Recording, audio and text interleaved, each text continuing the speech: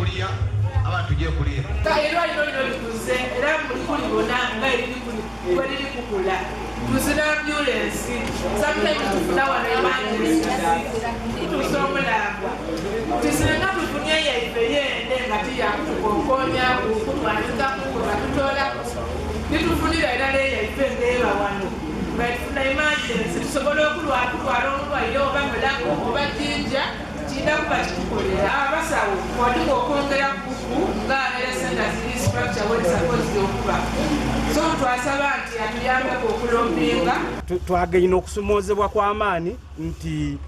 abandi balituliliranga nti bazira buyambi bazira busobozi aye nga baidye kuzaala so nga tiimu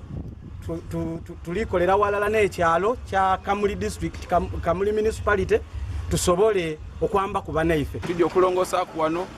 n'okuba ku n'ebitono bye tuwaako abalwaire bye tusoboire ku ngaife okusobola okugayita ku gavumenti bye tukolera then ne mulago yona tutuuseeyo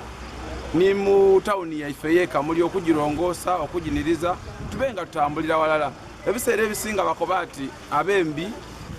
tibategeera ayi tibatutegeera waire toli mu gavumenti ng'osobola okuyida watugemerako ida otuyambe kuwa neno